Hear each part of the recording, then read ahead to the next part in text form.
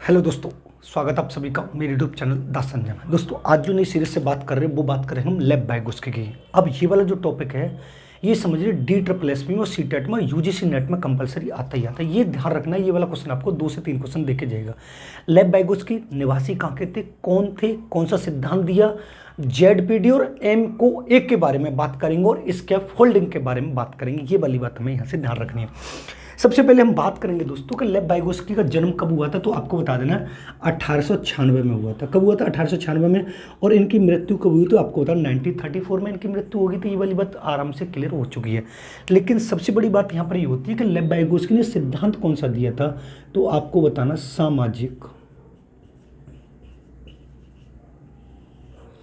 व सांस्कृतिक विकास का सिद्धांत।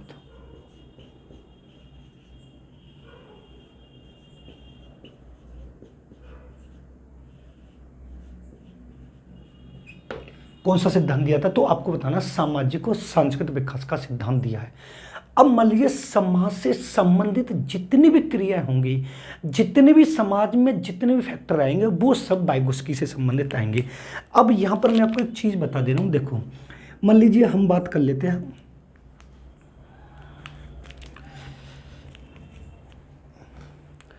मान लीजिए मैं एक बात कर लेता हूं समाज की। किसकी बात कर लेता हूं? एक बात कर लेता हूं मैं समाज की। दूसरी बात मैं कर लेता हूं दोस्त संस्कृति की।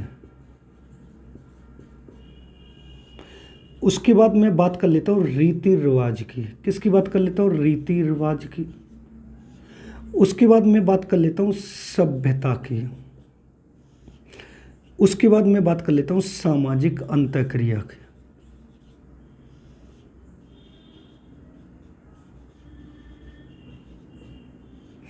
अब ये सारे के सारे जो तत्व आते हैं दोस्तों वो आपको अच्छे से पता है। ये सारे के सारे तत्व किसके अंतर्गत किए जाते हैं, तो आपको पता है सामाजिक विकास के अंतर्गत। किसके अंतर्गत किए जाते हैं? सामाजिक विकास के अंतर्गत।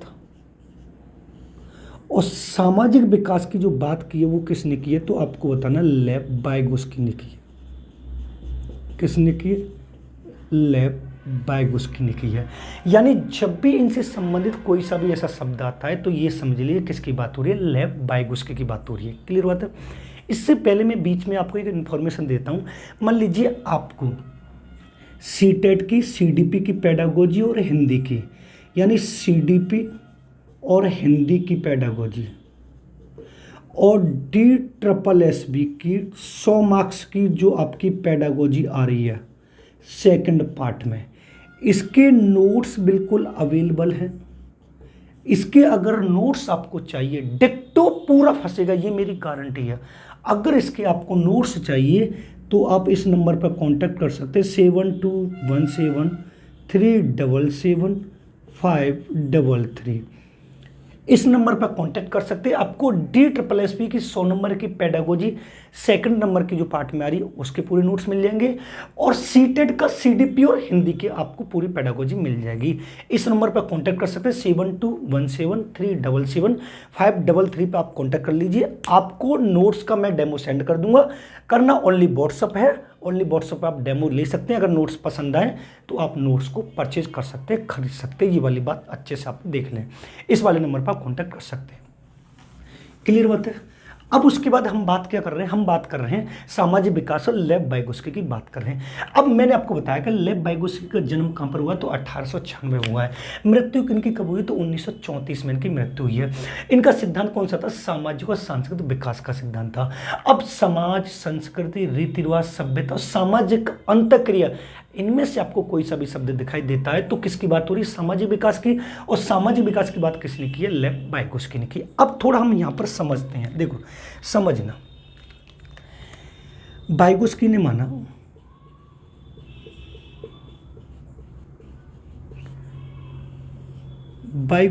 माना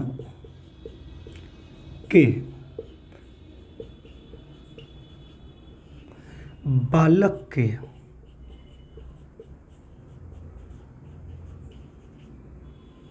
सामाजिक विकास, बालक के विकास में वाइगोस्की ने माना कि बालक के विकास में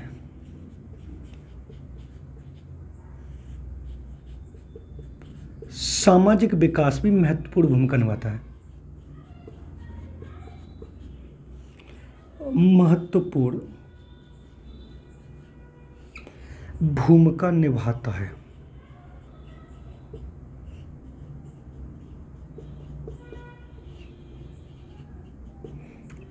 ये वाली बात क्लियर होगी।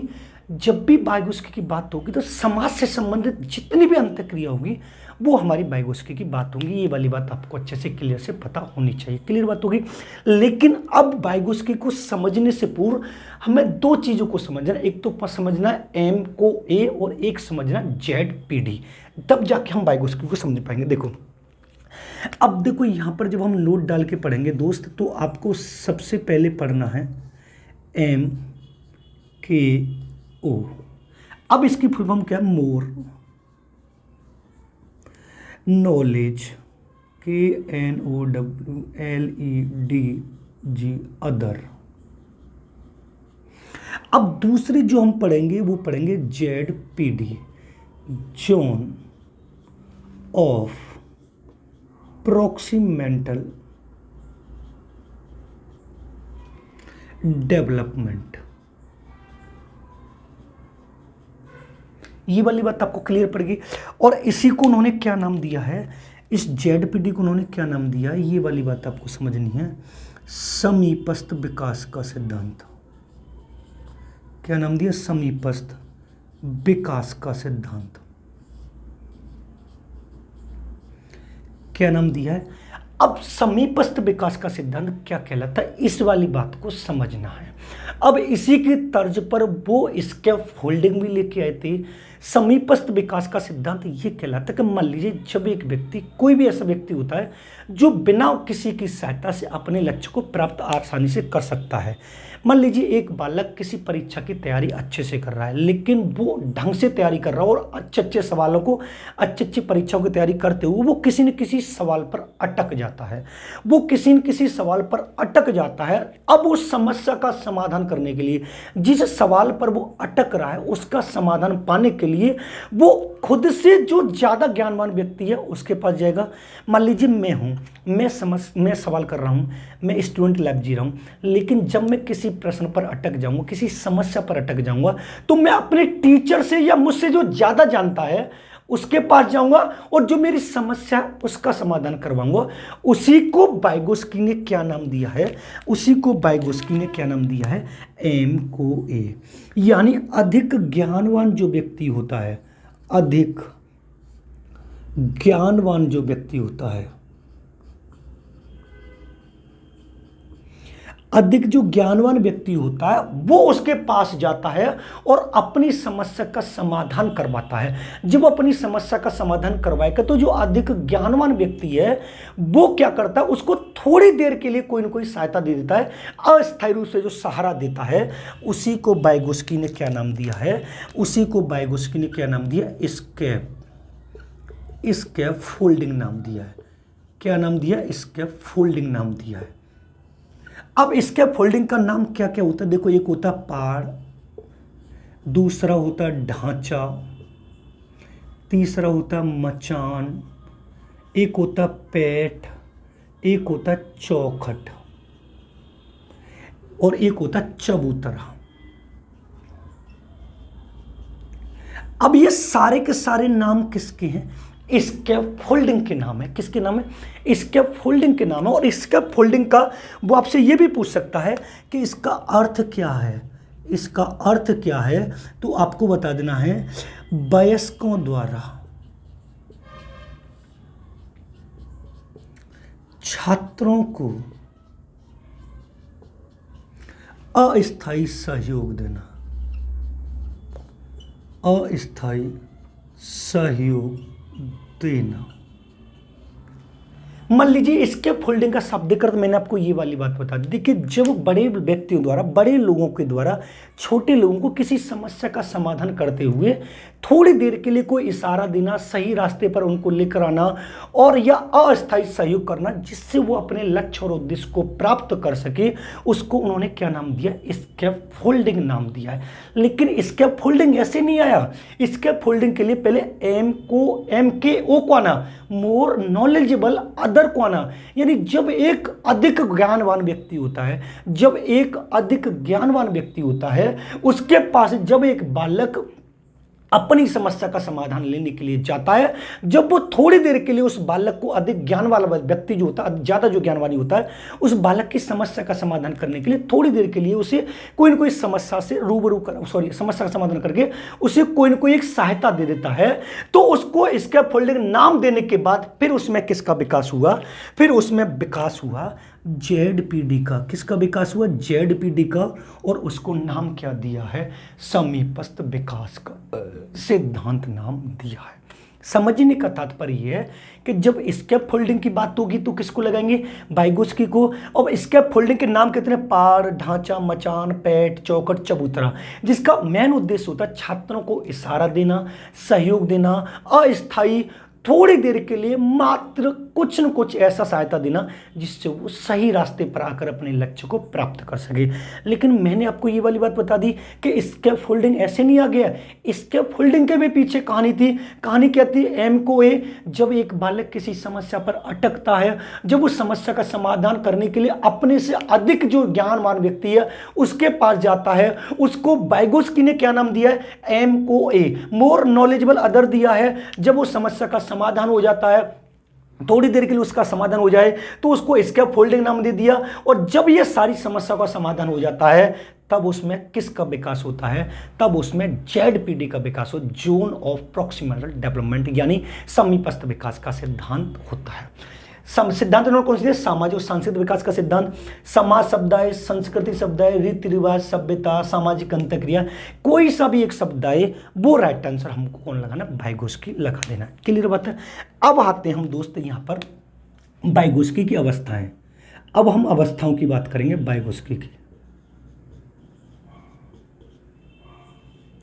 अब जो वाइगोत्स्की ने जो दोस्त अवस्थाएं बताई हैं वो कितनी बताई हैं? तो आपको बता देना 3 अवस्थाएं बताई हैं। कितनी अवस्था बताई? 3 अवस्थाएं बताई हैं। पहली बताई इन्होंने शैशवावस्था, दूसरी इन्होंने दोस्त बताई है बाल्यावस्था, और तीसरी इन्होंने बताई है किशोरावस्था।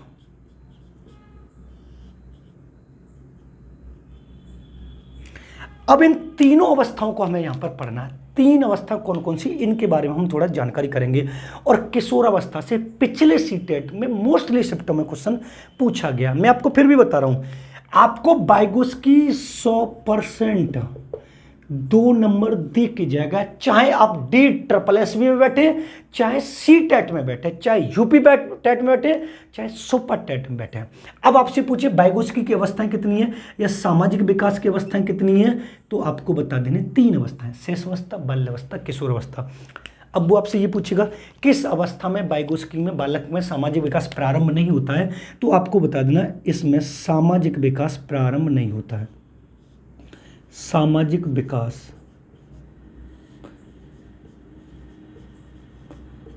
प्रारंभ नहीं होता है। सामाजिक विकास प्रारंभ नहीं होता, ये वाली बात ठीक है।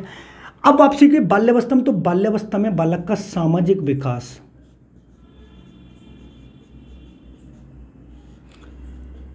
प्रारंभ हो जाता है।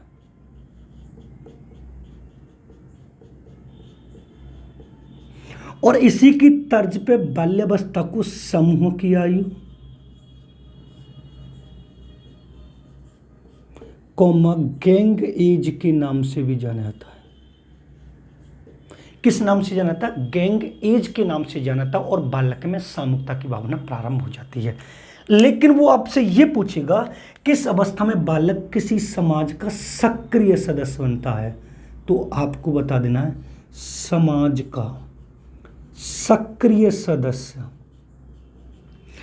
समाज का जो सक्रिय सदस्य बनता है वो कौन से में बन जाता है? वो किशोरावस्था में बन जाता है। और यहां पर सामाजिक विकास, सामाजिक विकास पूर्ण हो जाता है।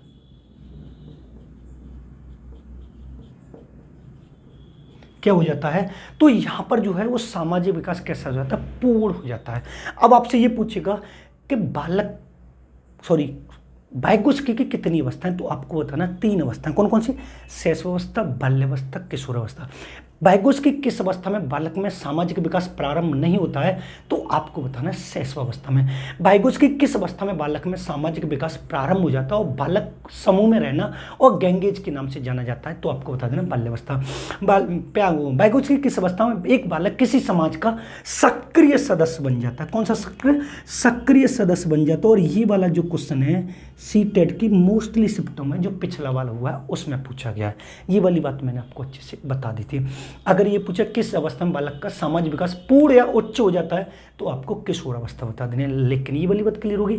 अब वाइगोत्स्की ने एक चीज की और बात कही है, अब इन्होंने वार्ता की बात और करी है। किसकी बात करिए? वार्ता की बात करिए। अब वार्ता यहां पर मैं आपको 2 तरीके से बताऊंगा, 2 वार्ताओं को पढ़ाऊंगा, एक प्याजे की भी पढ़ा दूंगा और एक वाइगोत्स्की की भी पढ़ा दूंगा। अब मान लीजिए मैंने सबसे आपको पहले बढ़ा रहा हूं प्याजे की। अब प्याजे की जो वार्ता है दोस्त वो 2 हैं, एक है आत्म केंद्रित वार्ता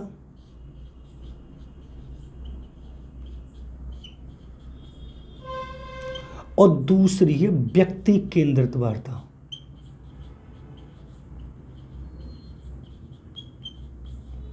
ये किसकी है? प्याजे की है। अब आत्म केंद्रित वार्ता और व्यक्ति केंद्रित वार्ता क्या होती है? जब एक बालक स्वयं से भगवान से इष्ट देव से प्रार्थना करता है कि हे भगवान मेरा सीटेट पास हो जाए, हे भगवान मेरा डीएसएसबी पास हो जाए, और आप अगर कोई ऐसा काम हो जाए जिसकी आपने कभी उम्मीद न की हो, तब कहते हो ओ माय गॉड, हे भगवान ये क्या हो गया, तब प्याजे के अकॉर्डिंग आप किस वार्ता का प्रयोग करते हैं? तो आपको बताना आत्म केंद्रित या व्यक्ति केंद्रित वार्ता का प्रयोग करते हैं। लेकिन जब हम वाइगोत्स्की को पढ़ेंगे दोस्त, जब हम वाइगोत्स्की को पढ़ेंगे तो वाइगोत्स्की ने जो बताई थी वो बताई थी अहम केंद्रित वार्ता। कौन सी बताई थी? अहम केंद्रित वार्ता। अब अहम केंद्रित वार्ता क्या होती है वो आपको समझना है। तो अहम केंद्रित वार्ता में दोस्त क्या होता है? व्यक्ति दूसरों से बात करता है,